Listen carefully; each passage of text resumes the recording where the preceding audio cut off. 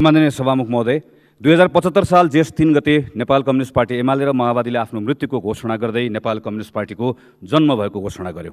एकीकृत पार्टीको इतिहास जम्मा 383 दिनको मात्रै छ। यति छोटो इतिहासको आधारमा नेकपा के हो भनेर यसलाई चिन्न सकिन्न। दस्तावेज पढेर चिनौँ, दस्तावेज छैन। इच्छापत्र जस्तो घोषणापत्र पढेर वा बिग्रेको निबन्ध जस्तो नीति कार्यक्रम पढेर चिन्ने कुरै भएन। नेकपा के हो भनेर चिन्न यसको सरकारले बनाएको बजेट नै उपयुक्त आधार हो। हुन पनि बजेट भनेको कुनै अङ्कशास्त्र मात्र होइन, न त आम्दानी र खर्चको योजनाको टिपोट मात्रै हो। यो अर्थ राजनीतिक दस्तावेज हो। यो पढेर सरकार चलाउने पार्टीको विकासको दर्शन बुझ्न पाइन्छ। नेकपाको नारा छ समृद्ध नेपाल, सुखी नेपाली। समृद्धिको परिभाषा के हो? के भयो भने नेपाली सुखी हुन्छ? यो बजेट पढेर बुझ्न सकिएन। विश्व राजनीतिमा उग्र राष्ट्रवादले ल्याएको नयाँ उथलपुथलसँगै अर्थ राजनीतिक चिन्तनमा समेत नयाँ धाराहरू देखिएका छन्। संयुक्त राज्य अमेरिका जस्तो देशमा प्रगतिशील पुँजीवाददेखि ग्रिन न्यू डिलसम्म र अन्य देशहरूमा आर्थिक वृद्धिकी समावेशी समृद्धि, राज्य र बजारको सनातन भूमिकाकी नयाँ सन्तुलन, तीव्र वृद्धिकी दिगो विकास, उद्यमशील पुँजीवादकी बजार समाजवाद, कृषि उद्योग र सेवाको चरणबद्ध विकासको अपेक्षाकी क्रमभङ्गताको प्रयत्न, यत्रो बहस हुँदै गर्दा नेकपा कहाँनिर उभिन्छ बजेट पढेर थाहा पाउन सकिन्न।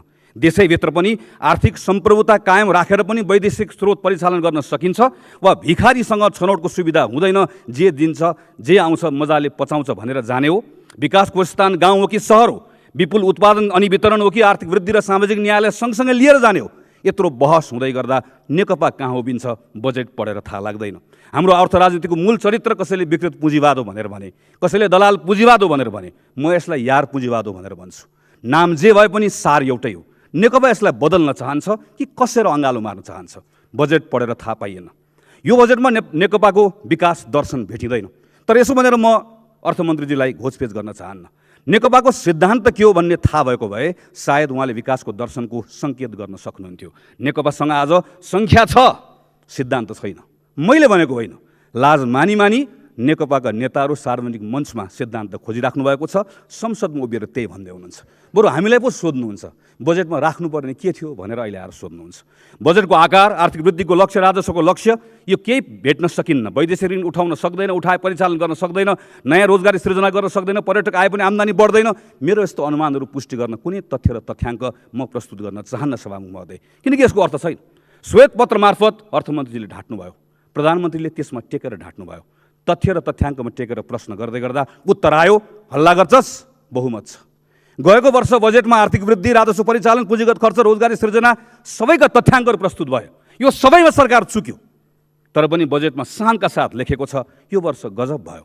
हामी भन्छौँ प्रमाण दिनुहोस्, सरकार भन्छ बहुमत देखेको छैनस्। त्यसैले म यसको बारेमा धेरै सोध्न चाहन्न। म केवल मेरो नैराश्यता व्यक्त गर्न मात्र चाहन्छु। म सांसदभन्दा पहिला नागरिकको रूपमा मेरो पनि अपेक्षाहरू थियो। यत्रो उथलपुथल र सङ्क्रमण पश्चात स्थिर सरकारले धेरै कुरा नगरे तापनि रूपान्तरणको बिउ रोप्छ भन्ने मेरो अपेक्षा थियो। संविधानको सार्थ कार्यान्वयन गर्छ, संहितालाई सही अर्थमा कार्यमूलक बनाउँछ, सुशासन र प्रभावकारी शासनको क्षमतामा विकास गरेर शासकीय क्षमता बढाउँछ, वित्तीय क्षेत्रमा साहसिक सुधार गर्छ, छिमेकमा उदाउँदै गरेको अर्थतन्त्रलाई हाम्रो युवा जनशक्तिसँग जोड्छ र नेपाललाई मान्छे बेच्ने होइन सामान बेच्ने देशका रूपमा यसको यात्रा अगाडि बढाउँछ। शिक्षा र स्वास्थ्यको क्षेत्रमा आमूल परिवर्तन गरेर सबैका लागि बराबर अवसरको स्थिति निर्माण गर्ला भन्ने मेरो पनि अपेक्षा थियो। मन्त्रालयगत प्राथमिकता हेऱ्यो भने झन् निराश बनाउने कुरा छ। शिक्षामा परिवर्तन गर्नका निम्ति भनेर यो सरकारले शिक्षा मन्त्रीको संयोजकत्वमा एउटा आयोग बनायो। आयोगको प्रतिवेदन बजेट लेख्दै गर्दा आउँदैन। मेरै पालोमा 7 वर्षभित्रमा स्वास्थ्यको प्रत्येक तहमा संरचना निर्माण गर्ने भनेर एउटा ठुलो अध्ययन भएको छ।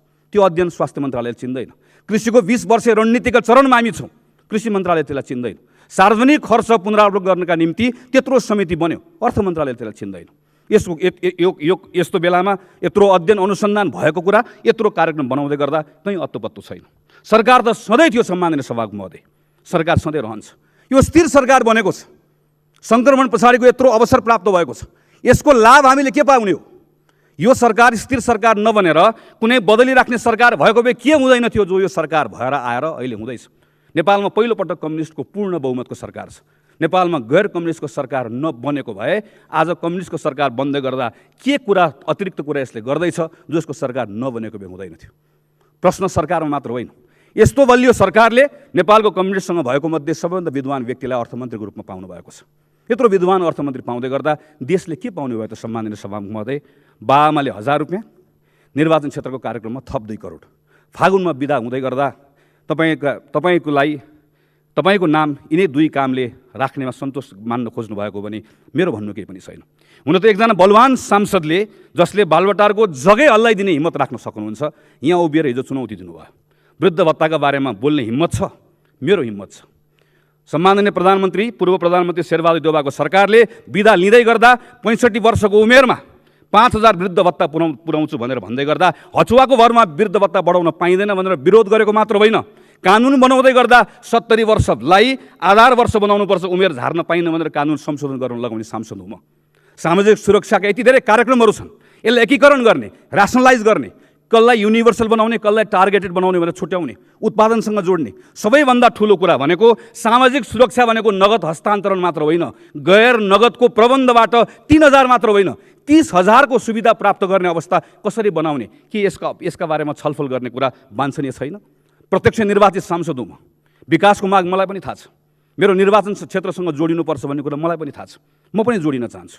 यो बजेटले मेलम्चीको कुरा गर्छ, यो बजेटले काठमाडौँमा बाहिर चक्रपथको कुरा गर्छ, सुरुङ मार्गलाई काठमाडौँलाई बाहिरसँग जोड्ने कुरा गर्छ, सार्वजनिक यातायातको कुरा गर्छ, साइकल सिटीको कुरा गर्छ, अतिक्रमित जमिनलाई फर्काउने कुरा गर्छ, कमसल पूर्वाधारलाई यसलाई बलियो बनाउने कुरा गर्छ, अव्यवस्थित सहरीकरणलाई बदलेर हरित सहरीकरणको कुरा गर्छ।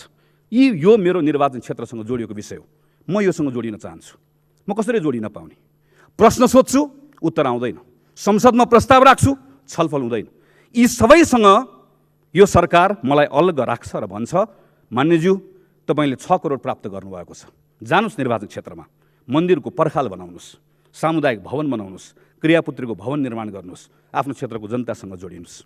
सम्माननीय सभामुख महोदय, हामी हाम्रो निर्वाचन क्षेत्रको जनतासँग जोडिनका निम्ति यस्तो 6 करोडको कार्यक्रम होइन, हामी 6 अरबको, हामी खरबको हाम्रो ठाउँसँग जोडिएको नीतिसँग जोडिन चाहन्छौँ, कार्यक्रमसँग जोडिन चाहन्छौँ, योजनासँग जोडिन चाहन्छौँ। मेरो जस्तै कर्णालीबाट आउनुभएको मान्यज्यूहरूको आफ्नो कथा छ, मेरो जस्तै मधेसबाट आउनुभएको मान्यज्यूहरूको आफ्नो कथा छ, त्यहाँभित्रका कुराहरूसँग हामी जोडिन चाहन्छौँ। हामीलाई जोडिने ती बाटाहरू नखोल्ने, ती बाटाहरू सबै बन्द गर्ने। प्रधानमन्त्रीले समेत पनि आफ्नो निर्वाचन क्षेत्रको योजना छानेर र दुःखका साथ भन्नुपर्छ सम्माननीय सभामुखले समेत पनि योजना छानेर मागेर सरकारसँग योजना लिने अनि हामीलाई मन्दिरको पर्खाल बनाउनलाई 6 करोड रुपियाँ दिएर संसदलाई बदनाम गर्ने कामलाई बन्द गरिनुपर्छ। सम्माननीय सभामुख महोदय, अन्तमा नेपाल कम्युनिस्ट पार्टीले लिएर आएको सरकारले ल्याएको यो लोकप्रिय बजेटको समर्थन गर्न मान्यजीहरूको बिचमा तछाड मछाड देखिएको छ। यस्तो अद्भुत बजेट, यस्तो लोक कल्याणकारी बजेट, यस्तो लोकप्रिय बजेट, लोकहित गर्ने बजेट सरकारी पक्षको सोच र क्षमता देखिएर सकिए साथीहरू भनेर प्रतिपक्षको सांसद भएर खुसी लागेको छ। तर नागरिक भएर सोच्छु फेरि अझै 3 वर्ष यही सरकारले बजेट बनाउँछ, मेरो नागरिकका रूपमा अर्को 3 वर्ष खेर जाने भयो, यत्रो अनुकूलको अवसर खेर जाने भयो, नागरिक भएर दुःख लागेको छ। सम्माननीय सभामुख महोदय, म मान्य अर्थमन्त्रीलाई सोध्न चाहन्छु, म जस्तो एउटा व्यक्ति सांसद भएर खुसी हौँ, नागरिक भएर दुखी हौँ, खुसी हौँ कि दुखी हौँ? सम्माननीय सभामुख महोदय, यो आर्थिक वर्षको बजेटले एउटा तरङ्ग सिर्जना गरेको छ र निकै लोकप्रिय बजेट ल्याउनु भएकोमा विद्वान अर्थमन्त्रीज्यूलाई म हार्दिक धन्यवाद दिन चाहन्छु। बुद्धिजीवीहरूले र विपक्षीहरूले पनि बजेटको पक्षमा नै वकालत गरेको म देख्छु। बजेट प्रस्तुत भएको दिनमा त के टिप्पणी गर्ने भन्ने पनि साथीहरूको बुझाइ थिएन। कतिपय साथीहरू, निराएका साथीहरू बिउजेको जस्तो देख्छु मैले, निराएको अभिनय गरेका साथीहरू केही नबुझेको जस्तो अभिनय गर्दै हुनुहुन्छ र उहाँहरू कहिले पनि बिउजिनु जस्तो मलाई लाग्दैन। यही प्रसङ्गमा म सम्झिन चाहन्छु, हाम्रो गाउँमा एकजना हेडमास्टर हुनुहुन्थ्यो, रिटायर हुनुभयो। चौतारामा गएर विद्यार्थीहरूले दालमोट खाएर फालेको कागजको रसोदुर्ग हेर्दै यहाँ यो मिलेन, उहाँ यो मिलेन भनेर टिप्पणी गर्नुहुन्थ्यो। बजेटका सन्दर्भमा कतिपय मान्यज्यूहरूको टिप्पणी हेर्दाखेरि मलाई तिनै हेडमास्टर साहबको सम्झना आउँछ, त्यही भएर उहाँहरूको बारेमा मलाई केही भन्नु छ जस्तो लाग्दैन। यो बजेट कता उन्मुख छ? विशेष गरी यो बजेट समाजवाद उन्मुख छ। यसले सामाजिक न्याय र लोक कल्याणकारी राज्यको मान्यतालाई स्थापित गर्न खोजेको छ। यो आत्मनिर्भर बजेट हो भन्ने कुरा सर्लङ्गै छ। यति हुँदाहुँदै पनि कतिपय मानिसहरूले यो माथि प्रश्न उठाउनु भएको छ। यसको एउटा मात्रै उदाहरण दिने हो भने विशेष गरेर सामाजिक न्यायको क्षेत्रमा ज्येष्ठ नागरिकहरूको मुहारमा उज्यालो ल्याउने कुरा, अपाङ्ग एकल महिला लगायतका समाजमा पछाडि परेका वर्गलाई हौसला दिने कुरा, स्वास्थ्य बिमा लगायतका कुराहरू यसले धेरै व्यवस्थित ढङ्गले ल्याएको छ। र सामाजिक न्यायको क्षेत्रमा दक्षिण एसियाको रेकर्ड तपाईँले हेर्नुभयो भने झन्डै हाम्रो जिडिपीको 6% यसले त्यसमा बजेट छुट्याएको छ। यो भनेको दक्षिण एसियाको सबभन्दा हाई र्याङ्कमा सबभन्दा ठुलो बजेट यसमा छुट्याएको छ भन्ने मलाई लाग्छ। अर्को कुरा, हाम्रो जस्तो तेस्रो मुलुकमा इन्फर्मल इज नर्मल भन्ने चलन छ। हाम्रो इन्फर्मल च्यानलहरू, इन्फर्मल अर्थतन्त्र यति धेरै भद्रगोल छ कि विगतका सरकारहरूले कहिले पनि ध्यान दिएन। यो सरकारले त्यसलाई ध्यान दिएको छ र स्टार्टअप बिजनेसहरूलाई दर्ता गर्ने र औपचारिक च्यानलमा ल्याउने कुरा यसले गरेको छ। प्रत्येक नेपालीको बैंक खाताको कन्सेप्ट यसले ल्याएको छ। म तपाईँलाई केही उदाहरण दिन चाहन्छु। उपत्यकाभित्र मात्रै 55,000 किराना पसलहरू, ग्रोसरीहरू दर्ता बिना सञ्चालित छन्। हामी घरबाट तिर्छौँ, दर्ता गर्दैनौँ। ट्याक्सीको कुनै फर्मल च्यानलमा दर्ता छैन। लोकल यातायातहरूको कुनै दर्ता छैन। तरकारी बजार, फलफुल बजार कुनै दर्ता छैन। इन्डियन भेन्डरहरू यहाँ आएर साना पसल व्यवसाय खोलेका छन्, उनीहरूको बैंक खाता खोल्न पाउने पनि सुविधा छैन, जसको कारणले उनीहरू हुन्डी मार्फत पैसा पठाउँछन्। रिफ्युजीहरूको त अझ डरलाग्दो कुरा छ।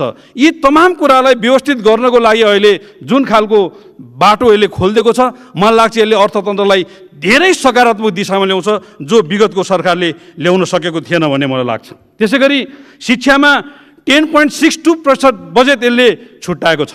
शिक्षा सूचना प्राप्त गर्ने माध्यमको रूपमा मात्र हिजो परिचित थियो। अहिले शिक्षा सूचनालाई प्राप्त गर्ने र त्यो सूचना राज्यको हितमा र आफ्नो व्यक्तिगत जीवनमा कसरी उपयोगी बनाउने भन्ने मान्यतालाई यो बजेटले आत्मसात गर्न खोजेको छ। मानौ प्राविधिक शिक्षा, कम्प्युटर शिक्षा अथवा चाहिँ दिवा खाजाका कार्यक्रम लगायतका असङ्ख्य कार्यक्रमहरू यसले शिक्षाको माध्यमबाट ल्याएको छ र शिक्षा जीवन उपयोगी कसरी बनाउने, शिक्षालाई रोजगारीमा कसरी जोड्ने, शिक्षालाई मुलुकको हितमा कसरी जोड्ने भन्ने कुरा पहिलो पटक यो सरकारले ल्याएको छ। यस मानेमा यो समाजवाद उन्मुख बजेट हो भनेर भन्न सक्ने प्रशस्त ठाउँहरू छन्। कर्मचारीको तलब वृद्धि गरेको छ। हिजोसम्म एउटा उद्योगीले उद्योग दर्ता गर्न जाँदा मुलुकको सिस्टम के हो खोज्न थिएन। चिनेको मान्छे कहाँ छ, चिनेको कर्मचारी कहाँ छ भनेर खोज्थ्यो हिजोको गभर्मेन्टहरूको पालामा। अहिले पहिलो पटक सिस्टम खोज्न जाने व्यवस्थाको लागि यो बजेटले व्यवस्थापन गर्दैछ र भ्रष्टाचारको अन्त्य गर्ने र सुशासनलाई कायम गराउनु निमित्त कर्मचारीहरूलाई खुसी पार्ने ढङ्गले जुन तलब वृद्धि गरेको छ, यो बजेटको एउटा सबभन्दा धेरै सम्मान गर्नुपर्ने, सबभन्दा धेरै यसलाई सपोर्ट गर्नुपर्ने पक्ष एउटा यो पनि हो। अर्को कुरा, रोजगारी दाता र करदातालाई सम्मान नगर्ने राष्ट्र र श्रमलाई सम्मान नगर्ने जनता, यो हिजोको उदार लोकतन्त्रको नाउँमा हाम्रा उद्योगहरूलाई जबरजस्ती निजीकरण गरेर हाम्रा युवाहरूलाई विदेश गर्न बाध्य कसले बनायो, यो कुराको छिनोफानो आज हुनुपर्छ। र यही सरकार जसले प्रधानमन्त्री रोजगार कार्यक्रम ल्याएको छ, जसले योगदानमा आधारित सामूहिक सुरक्षा कार्यक्रम ल्याएको छ, युवाहरूलाई तिमीहरूलाई हामी रोजगारी दिन्छौँ, तिमीहरू नेपालमै बस, विदेश जान आवश्यक छैन भनेर हिम्मत गर्ने सरकार यही सरकार हो। त्यस मानेमा रोजगारीमा तपाईँले ल्याएको कार्यक्रम यो समाजवाद उन्मुख कार्यक्रम हो। हामी त्यसको खुलेर समर्थन गर्न चाहन्छौँ र अब चिनेको कर्मचारीको अनुहार हेर्ने होइन, सिस्टम र पद्धति हेर्ने कुरामा यो सरकारले एउटा व्यवस्थित योजना ल्याएको छ। म त्यो कुरा समर्थन गर्न चाहन्छु। प्रदेशलाई, स्थानीय तहलाई समपूरक, समन्वयीकरण र विशेष बजेट पहिलाको भन्दा निकै बढाइएको छ। कतिपय मान्यज्यूहरूले भन्नुभयो यो वितरणमुखी छ। यो बजेट वितरणमुखी हुनैपर्छ। समाजवाद उन्मुख बजेट भनेको वितरणमुखी नै हुन्छ, किनभने हामी विकेन्द्रीकरणको पक्षमा छौँ। हामीले सिंहदरबारलाई तल पुर्याएका छौँ, हामीले राज्य पुनः संरचना गरेका छौँ। यस मानेमा म अर्थमन्त्रीज्यूलाई धन्यवाद दिन चाहन्छु। तपाईँले प्रदेशलाई र स्थानीय तहलाई पर्याप्त बजेट छुट्याउनु भएको छ। यसमा तपाईँ सफल हुनुहुन्छ भन्ने कुरा म उहाँलाई सम्मान गर्न चाहन्छु। त्यसै गरी कतिपय मान्यज्यूहरूले विशेष गरेर स्थानीय पूर्वाधार साझेदारी कार्यक्रमको बारेमा प्रश्न उठाउनु भयो र त्यो बजेट हामीलाई चाहिँदैन भने जस्तो लोकप्रिय पनि कुरा गर्नुभयो। मलाई त लाग्छ राज्यले सञ्चालन गरेको त्यो बजेट नै यस्तो एउटा बजेट हो जहाँ स्थानीय तह छ, जहाँ प्रदेश छ र जहाँ सङ्घीय सांसदहरू छन् र राज्यको तिनै तहले छनौट गर्ने बजेट त्यही एउटा बजेट मात्रै हो। र त्यसको इस्टिमेटदेखि मूल्याङ्कनसम्मको प्राविधिक काम नगरपालिका र गाउँपालिकाले गर्छ। त्यसको बजेट विनियोजन नगरपालिका र गाउँपालिकाले गर्छ। यहाँ सङ्घीय सांसदहरूको कहीँ पनि भूमिका हुँदैन। यस मानेमा यो बजेटको कुनै मिडियाले र कुनै बौद्धिक वर्गले विरोध गर्छ भने त्यो उनीहरूको दिवालियापन हो भन्ने मलाई लाग्दछ। म यो बारेमा यति नै कुरा भन्न चाहन्छु। योभन्दा बढी मैले भन्नुपर्ला जस्तो मलाई लाग्दैन। कतिपय मान्यज्यूहरूले भन्नुभयो राम्रो कुरा जति हामीले गरेको, नराम्रो कुरा जति यो सरकारले गरेको। म 64 को निर्वाचनदेखि यतासम्मको सरकार हेरिरहेको छु। 7 वटा सरकार बनेछ। 2टा सरकार कङ्ग्रेसको बनेछ, एउटा सुशील कोइरालाको, एउटा देउबाको। सुशील कोइरालाको सरकार संविधान बनायो, देउबाको सरकारले निर्वाचन गर्यो भन्नुहुन्छ काङ्ग्रेसका मान्यज्यूहरू। बाँकी 5 वटा सरकार नेकपाको तर्फबाट बनेको छ। डाक्टर बाबुराम भट्टराई अहिले नेकपामा हुनुहुन्न, सबै पूर्व प्रधानमन्त्रीहरू यहीँ हुनुहुन्छ। यो 10 वर्षमा जे उन्नति प्रगति भएको छ त्यो सबै नेकपाको कारणले भएको छ। सुशील कोइराला सरकार र देउबा सरकारले विकास गरेको छैन, उनीहरूले निर्वाचन र संविधान निर्माण गरेको छ। यति कुरा यो सम्मानित सदनमा स्पष्ट पार्नुपर्छ भन्ने मलाई लाग्दछ। यस्ता भ्रमहरू नछर्नको लागि मान्यज्यूहरूलाई मैले एकचोटि अनुरोध गर्नुपर्छ भन्ने लाग्दछ।